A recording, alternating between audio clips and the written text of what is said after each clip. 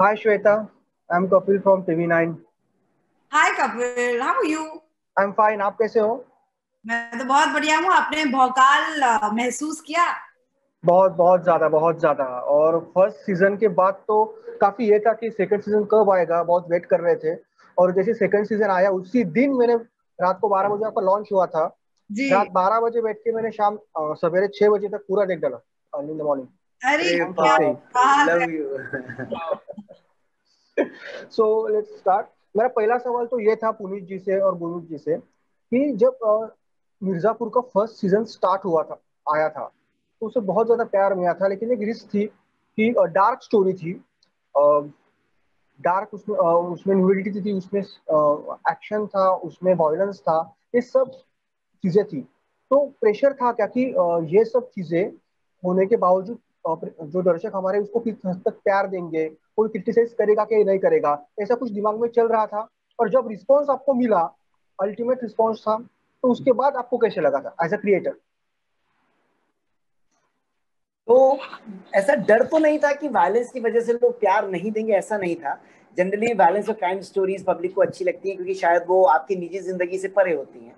तो कहीं ना कहीं अगर आपकी निजी जिंदगी से कुछ परे है तो उसको देखने में शायद ज्यादा मजा भी आता है। तो ये डर नहीं था। हमारी कोशिश ये जरूर थी कि और कहानियों से अलग लगने के लिए हम इसमें ह्यूमर की बात करना चाहते थे, ह्यूमन एंगल की बात करना चाहते थे, रिश्तों की बात करना चाहते थे। तो शायद कागज पे हमें ऐसा लगता तो था कि एक अच्छी कहानी हम बनाने की कोशिश कर रहे हैं, सुनाने की कोशिश कर रहे हैं। और फिर जब वन आ गया, बाहर रिलीज हो गया और बहुत पसंद किया गया, तो वो हमने इतना नहीं सोचा था कि इतना ज्यादा प्यार मिलेगा और पसंद आ जाएगा। वो हमारी उम्मीद से कहीं ज्यादा परे था कभी। यस। और मतलब जो कैरेक्टर है मिर्जापुर के, हर एक कैरेक्टर लोगों के दिमाग, मतलब ललित का छोटा कैरेक्टर हो, फिर मुन्ना भैया हो, कालीन भैया हो, गुड्डू त्रिपाठी हो, गोलू हो, सब कैरेक्टर मतलब लोगों के दिल को छू रहे हैं। तो हाँ, मेरे ख्याल से लिखते समय बस ध्यान रखने की कोशिश की गई है कि वो बहुत ही सामान्य कैरेक्टर्स लगे। आप उनकी जिंदगी से गन निकाल दें, वायलेंस निकाल दें, तो वो मेरे और आपके जैसे ही कैरेक्टर्स हैं। उनके अपने परिवार में उनके वैसे ही रिश्ते बने हुए हैं, किसी से पसंद करते हैं, किसी को नहीं पसंद करते हैं, किसी से नाराजगी है, किसी की जगह लेना चाहते हैं, वही पॉलिटिक्स है जो घरों में होती है। तो शायद हमने वो कोशिश जो की थी कि हम कैरेक्टर्स को रियल रख सकें और रियल तरीके से बता सकें, और इसको हम गन्स की दुनिया में सेट कर सकें, गन्स, ड्रग्स, कार्पेट्स की दुनिया में सेट कर सकें। तो क्या एक मजेदार कहानी बन सकती है, क्या चरित्र मजेदार हो सकते हैं, जो शायद हम कर पाने में सफल हुए सब लोग एज अ टीम। मीर, आपसे सवाल है मेरा कि जैसे ही फर्स्ट सीजन हमारा खत्म हुआ था, जहाँ पे हमने एंड किया था, क्लाइमैक्स उसका हुआ था, सेकंड सीजन में काफी क्यूरियोसिटी थी कि क्या होगा, गुड्डू त्रिपाठी बदला कैसे लेंगे, ये सब चीजें थी। लेकिन सेकंड सीजन की शुरुआत जो होती है उसमें मुन्ना भैया कालीन भैया के अपने घर पे पाए जाते हैं। तो ऐसा नहीं लगता कि स्टार्ट में अगर हम थोड़ा सा दिखाते कि लोगों को क्यूरियोसिटी थी कि मुन्ना भैया को कैसे बचाया गया था, क्या ये कुछ आपके दिमाग में था? देखो, एग्जैक्टली तो ऐसा नहीं था कि क्या हुआ उस समय के बाद दिखाने की जरूरत हमको हमको ऐसा लगा कि शायद जरूरत नहीं है, क्योंकि वो फिर काफी चीजों को कॉन्वोल्यूट कर देता, एक कमिटमेंट देता था टाइम के हिसाब से। और यहाँ हमारा शो कैरेक्टर के पॉइंट ऑफ व्यू से चलता है। तो वो जो ड्रीम सीक्वेंस जो है ओपनिंग में, वो यस मुन्ना यस के यस। पॉइंट ऑफ व्यू से मुन्ना को और स्ट्रांग बना देता है। और कहीं ना कहीं वो मिरर भी करता है एंड को, कि मुन्ना जिस तरह से अपने आप को, जिस तरह से सोचता है वो क्या हो सकता है, गुड्डू शायद उससे ज्यादा स्ट्रांग है। तो वो एक फियर से उसका कैरेक्टर और आगे बढ़ सकता है। तो वो ऐसा कॉन्शियस नहीं था कि एग्जैक्टली शादी रिसेप्शन के बाद क्या होना चाहिए वो हमें दिखाना है। मेन पॉइंट यही था कि कैरेक्टर के थ्रू हम कैसे आगे बढ़ सकते हैं। तो वो जो कैरेक्टर मैंने अभी बोला थोड़ी देर पहले कि जो कैरेक्टर हमारे मिर्जापुर के हैं, हर कैरेक्टर लोगों के दिमाग में है, मतलब छोटा कैरेक्टर हो, बड़ा कैरेक्टर हो, हर जी। कैरेक्टर लोगों के दिमाग में है। तो मुझे ये पूछना था कि जब आप मिर्जापुर का काम शुरू हुआ था, उसके बाद मिर्जापुर 2 का शायद शूट आपका 1 साल पहले खत्म हो चुका था, लेकिन लॉकडाउन आया, इसकी वजह से ये पोस्टपोन हो, तो आपने उसके बाद लॉकडाउन पीरियड में शायद आपने ये किया था, डबिंग किया था। तो अगर लॉकडाउन नहीं होता था तो जल्दी आता है मिर्जापुर, तो इतना वेट नहीं करना पड़ता लोगों को, ऑडियंस को? हाँ बिल्कुल बिल्कुल, 100%। लॉकडाउन की वजह से कई महीने हमारे थोड़ा डिले हुआ चीजें। तो अगर लॉकडाउन नहीं होता तो 100% हम लोग जल्दी आ पाते। श्वेता हाय, फर्स्ट तो सीजन 1 में आपने काफी प्यारा काम किया था, लेकिन गोलू सेकंड सीजन में काफी डैशिंग दिखाई गई, और मतलब गन अपने पास रखती है, उसको बदला लेना है, मिर्जापुर पे राज करना है। वो अपने पापा को भी बोलती है कि आप चाहते थे ना आपकी बेटी मिर्जापुर पे राज करे, तो स्वीटी ना से हम तो करेंगे। मतलब काफी सारे शेड्स है आपकी कैरेक्टर में जी। उसके बारे में। तो किसी भी एक्टर के लिए बहुत एक्साइटिंग होता है कि आप वैसे किरदार, एक्चुअली किसी एक्टर नहीं, मेरे लिए तो एटलीस्ट बहुत एक्साइटिंग होता है कि मैं ऐसे किरदार करूं जो मुझसे अलग हो। एंड गोलू सबसे अलग है। मेरा एक किताब है जो माफिया क्वींस ऑफ मुंबई है, तो ऑफ बॉम्बे। तो वो जब मैंने पढ़ा तो तब से मेरे दिमाग में था यार मुझे एक माफिया क्वीन तो हमेशा प्ले करना है, क्योंकि मुझे लगता है जो हमारी सोच होती है ना, हम काफी लेजी होते हैं, तो हम एक्टर्स को या लोगों को बॉक्स में बहुत जल्दी डाल देते हैं कि इसने कोई स्वीट रोल किया तो मतलब ये स्वीट करेगी, अगर ये हीरोइन है तो ये हीरोइन वाले ही करेगी, इसको आप नॉन ग्लैमरस वाले नहीं दे सकते हो।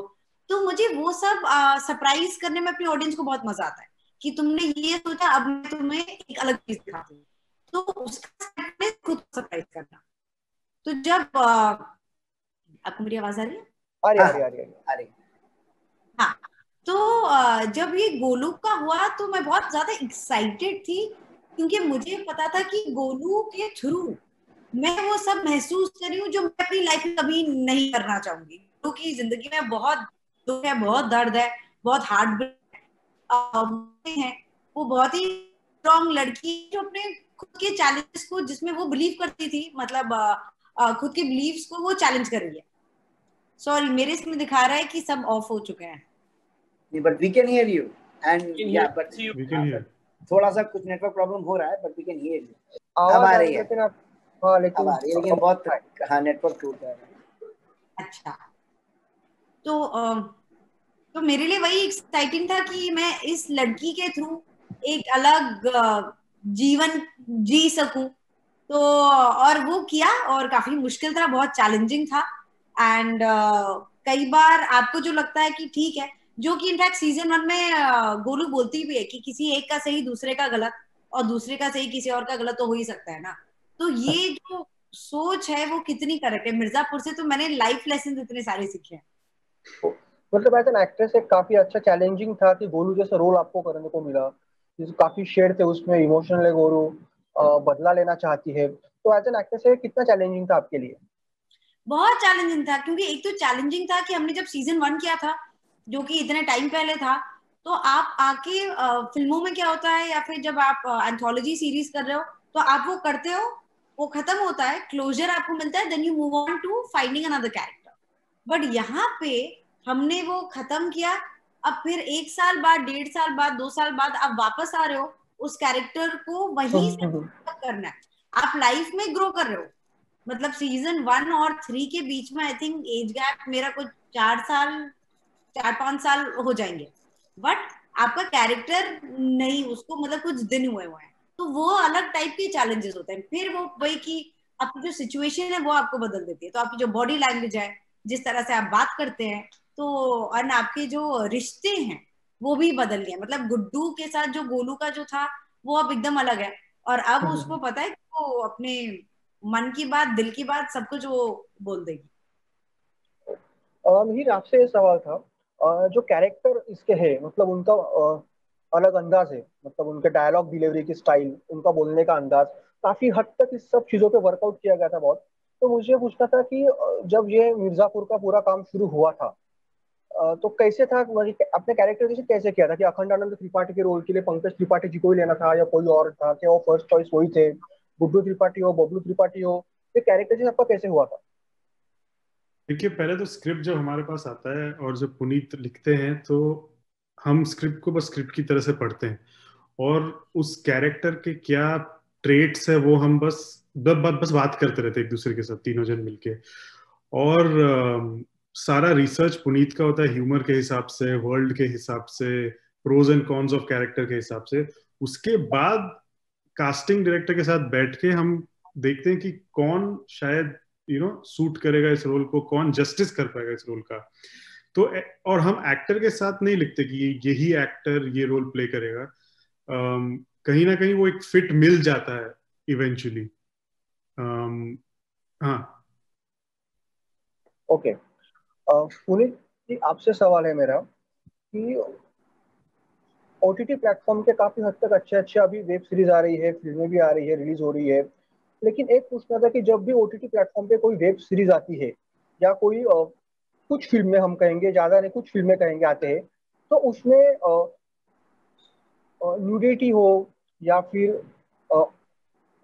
अनसेंसर्ड हम जिसे कहेंगे गालियां हो, वो रखना किस हद तक जरूरी होता है? As a maker, as a creator, आपको क्या लगता है कि अगर ये चीजें हम अवॉइड भी कर सकते थे, या जरूर कितना जरूरी तो होता है इन सब इसमें? ये मेरा इसमें ये कहना है कपिल भाई कि ये सारी चीजें कंप्लीटली इसके ऊपर निर्भर करती हैं कि आप कौन सी कहानी सुनाना चाहते हैं। ओके। अगर मैं कोई कहानी में किसी पिता या बच्चे की कहानी या माँ या बेटी की कहानी सुनाऊंगा तो शायद उसमें इस तरह की भाषा का इस्तेमाल नहीं होगा, इस तरह के एक्शंस नहीं होंगे, उसके अंदर न्यूडिटी नहीं होगी, सेक्स सीन्स नहीं होंगे, वायलेंस नहीं होगा। तो ये कंप्लीटली कहानी के ऊपर निर्भर करता है। अब अगर एक मिर्जापुर की दुनिया अगर आप देख लें तो जिसमें कि मुन्ना भैया जैसा एक चरित्र है या गुड्डू भैया बबलू भैया ऐसे चरित्र हैं जो बचपन से उस माहौल में पले बड़े हैं, जिन्होंने अगर वायलेंस देखा है, गालियां देखी हैं, वो महिलाओं को एक सर्टेन नजरिए से देखते हैं, तो अगर मैं उस कैरेक्टर के मुंह से सिर्फ भजन कीर्तन ही करवाऊंगा तो फिर वो कैरेक्टर ऑफ लगने लगेंगे। आप समझ रहे हैं मैं क्या कहना चाह रहा हूँ? Yes yes yes. उसी तो ये कंप्लीटली कहानी के साथ न्याय करने वाली बात है। ना तो ये हमारे पास प्रेशर है कि हम जानबूझ के डालें, कोई प्रेशर हमारे पर नहीं डालता, और ना ही हम खुद से जानबूझ के सिर्फ इसलिए डाल देते हैं कि हमें टिटलेट करना है या स्कैंडलाइज करना है किसी को। ओके। हमको ऐसा लगता है कि कहानी का कैरेक्टर की डिमांड है इसलिए वो ऐसे बात कर रहा है। अगर वो नहीं होगी डिमांड तो डेफिनेटली वो बात नहीं करेगा। और ओटीटी में बहुत सारे और भी चीजें ऐसे बन रही हैं जिसमें नहीं होगा, और हो सकता है हमारे आगे आने वाली फ्यूचर वर्क में ये चीजें ना हो। ओह, क्या बात। गुरमीत जी, आपकी क्या इसके बारे में? कंप्लीटली अग्री करता हूँ पुनीत के साथ कि क्या चीज स्टोरी और वर्ल्ड ही डिसाइड करता है कि किस तरीके की भाषा होगी। अगर इस हमारे शो को भी लेंगे तो हर कैरेक्टर सेम तरीके से बात नहीं करता है। तो जैसे श्वेता जी के कैरेक्टर भी देख लीजिए, वो गन चला रही है, वो वायलेंट भी हो गई है, she kills people also, but it's not like कि वो शो में गालियां दे रही हैं। तो हर एक कैरेक्टर का किरदार अलग है, उसके कैरेक्टरिस्टिक्स अलग है। तो वो बैलेंस आपको मिलेगा। और ऑब्वियसली आप भी नॉर्थ के, आपको पता है कि भाषा हमारी कितनी कलरफुल है, और ऑफ स्क्रीन शायद भाषा सब लोगों की काफी कलरफुल हो सकती है। और ये लोग जिन कैरेक्टर्स की हम लोग बात कर रहे हैं, तो वो तो बहुत ही अनहिंज्ड वर्ल्ड से है। जब वो इतने ज्यादा आगे अपनी लाइफ में जा चुके हैं क्राइम में, तो डेफिनेटली उनकी अगर हम ये नहीं रखेंगे तो फिर वो बिलीवेबिलिटी नहीं रहेगी, फिर वो ऐसे लगेगा कि उस चीज को ग्लॉस किया गया है। और क्योंकि ओटीटी प्लेटफॉर्म में आपके पास चॉइस है देखने की, अगर आप मिर्जापुर देखने आ रहे हैं और आपको पता है कि ये 18+ का शो है, this is for adults only, तो आपकी चॉइस है वो शो देखना। तो अगर आप पसंद करते हैं, अगर आप उस चीज को पैलेट कर सकते हैं, अगर आप उस चीज की समझ रखते हैं, तभी आप उसको देखेंगे, पसंद करेंगे। अगर आप उसको नहीं पसंद करेंगे और आपके ये मतलब का शो नहीं है, तो आप बदल के दूसरा शो पे जाएंगे। तो हम भी वही उम्मीद कर रहे हैं कि किसी को भी ये this is not being forced upon anyone, या किसी को जबरदस्ती नहीं दिखाया जा रहा है, क्योंकि जैसे थिएटर में जाए तो बहुत सारे लोग मिलके देख रहे हैं चीज, तो उस सेंसिबिलिटी के हिसाब से दिखाई जाती हैं चीजें, बनाई जाती हैं चीजें। और ये बहुत पर्सनल व्यूइंग है, तो इसलिए यहाँ पे थोड़ी सी हम लोग मैच्योरिटी ले सकते हैं कहानियां कहने में। और वीर को अगर देखा जाए तो इतने सारे कैरेक्टर शो में हैं, तो कभी कभार होता है कि कोई, किसी का छोटा रोल होता है, किसी का बड़ा होता है, किसी को फुटेज ज्यादा मिलती है, किसी को कम मिलती है। लेकिन मिर्जापुर में अगर देखा जाए तो हर कैरेक्टर को पैरेलल रोल है। मतलब ऐसे नहीं कि ये लीड एक्ट, ये मेन एक्टर सब मेन लीड में है। तो इसके बारे में आप क्या कहना चाहेंगे? सबको एक तरह का काम करने का मौका इसमें मिला है। मुझे मेरे लिए था। हाँ, आपके लिए लीजिए। हाँ, नहीं तो पुनीत का मैजिक वही है कि मिर्जापुर में हर कैरेक्टर अपने सीन में, अपने रोल में, अपने जिंदगी में एक हीरो होता है। तो बहुत मजा आता है पढ़ के भी। मतलब यहाँ तो आपने पता नहीं सीजन देखा है कि नहीं, इमरान आलम भी हीरो है। तो मजेदार तो वही है, और वो रिस्पेक्ट है एक्चुअली, हर कैरेक्टर की रिस्पेक्ट है। और ओटीटी का मजा यही है कि आप कैरेक्टर के साथ स्टोरी को आगे बढ़ा सकते हो, और टाइम मिलता है हर कैरेक्टर को ठीक से डेवलप करने का। पुनीत जी, ये आपके लिए। अच्छा, नहीं एक बार फिर से सवाल। हाँ, बोलिए क्या? हर कैरेक्टर इसमें है, सबको पैरेलल रोल, मतलब हम देखते हैं कि किसी शो में कोई मेन लीड में होता है, कोई सेकंड में, लेकिन हाँ, तो मिर्जापुर के सारे तो कैरेक्टर कपिल जी हम अपने शो में पावरफुल टर्म्स यूज ही नहीं करते, हम अपने शो में टर्म्स यूज ही नहीं करते, मेन लीड, सेकंड लीड, ये टर्म्स मुझे लगता है कि थोड़े रॉन्गली क्लासिफाइड टर्म्स हैं किसी भी दुनिया में, तो हम ये टर्म्स यूज नहीं करते। हम अपने शो में वाले टर्म्स भी यूज नहीं करते कि हीरो कौन है और विलेन कौन है, और ना ही हम ये बोलते कि प्रोटैगनिस्ट कौन है, एंटागनिस्ट कौन है। हमने बहुत डेलिबरेटली कोशिश की है कि हम वो टर्म से बाहर रह के काम करें। हर कैरेक्टर आपको किसी भी पॉइंट पर अच्छा या बुरा लग सकता है, आप उसे प्रेम कर सकते हैं, नफरत कर सकते हैं, कंप्लीट के ऊपर पता है कि उस सीन में कैरेक्टर क्या कर रहा है, जैसे कि हम सब रियल लाइफ में भी होते हैं। मतलब भी हीरो विलेन एक सबऑर्डिनेट के लिए विलेन हूं, लेकिन अपनी बेटी के लिए हीरो हूं on the same day with in an hour. तो आई थिंक ये बहुत मिक्स्ड रेंज ऑफ इमोशंस है जो हर ह्यूमन बीइंग गुजरता है, भी गुजर रहे हैं, और इसीलिए हमारे को भी main lead, second lead, third lead नहीं, सब बराबर है। ओके श्वेता, आपके लिए सवाल है कि प्रेशर था, फर्स्ट सीजन को इतना सारा प्यार मिल रहा था, सेकंड सीजन आने वाला है, आपको रिस्पांस कैसे मिल रहा है? क्योंकि कैरेक्टर में आपके बहुत सारे शेयर्स है, जो गोलू को फर्स्ट सीजन में दिखाया गया था वो इसमें काफी हद तक अलग है, तो रिस्पांस कैसे, आपको कुछ आया आपके फैंस की तरफ से कुछ?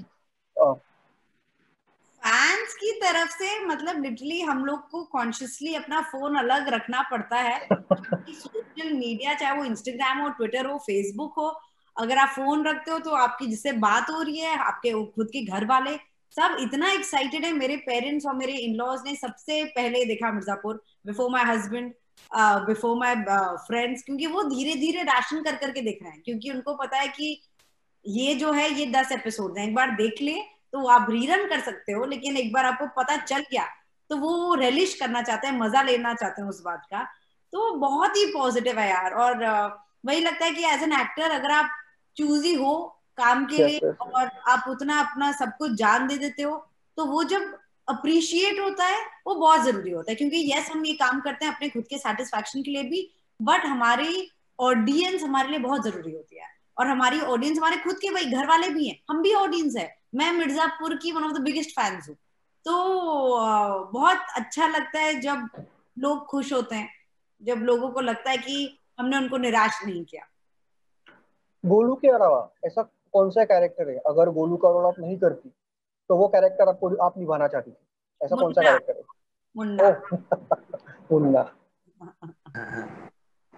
ओके चलो, थैंक यू, मजा आया। मेरी जी आता है एक सवाल आपसे, मिर्जापुर 3 का कुछ प्लानिंग है? इतना सारा प्यार मिल रहा है सीरीज को। एक्चुअली मैं करेक्ट पर्सन नहीं हूँ ये आंसर देने के लिए, ये प्रोड्यूसर्स अमेज़न वो शायद बोल पाएंगे। हाँ पुनीत जी भी बोल पाएंगे, एक्चुअली उनसे ही पूछिए वो बेस्ट। पुनीत जी कपिल भाई ऐसी कोई डेट अभी डिसाइड हम करके कुछ बोल नहीं सकते हैं आपको, क्योंकि हमारे कंट्रोल में भी नहीं है। लेकिन हाँ ये कि जैसा कि गुरु भाई हर जगह बोलते रहे और हम भी ये कह रहे हैं कि जल्दी हम उम्मीद कर रहे हैं कि आपके पास इन्फॉर्मेशन हम पहुंचा पाएंगे कि कब हम सीजन 3 लाने का ट्राई करें। लेकिन पुनीत भाई मेरा आपसे रिक्वेस्ट है कि आप जरूर लाइए, कि काफी सारा प्यार आपको मिल रहा है, और मिर्जापुर एक ऐसा मिल तो रहा है प्यार, इसमें कोई शक नहीं है। 10 एपिसोड हो, 1-1 घंटे के हो, एंगेजिंग है। मतलब मैंने जैसे बोला कि मैं रात को जैसे लॉन्च हो 12 बजे बैठा, सवेरे के 6 कैसे भी पता भी नहीं चला, पार्ट देख लिया, क्योंकि एंगेजिंग हर एपिसोड रहता है कि फर्स्ट सेकंड में क्या होगा, थर्ड में क्या, नहीं अभी तो पूरा देख ही डालूंगा मैं। तो रिक्वेस्ट है मेरी और जो मिर्जापुर के और भी फैंस है सबकी तरफ से मैं करता हूँ, प्लीज आप लाइए थर्ड सीजन। मैं कह रहा हूँ फिर से देख लो आप, अभी जब तक आ रहा है एक और बार देख लो। हम सच्ची वही कर रहे हैं। चलो thank you thank you so much, thank you very much, thank you so much, thank you so much, शुक्रिया, थैंक यू, बाय।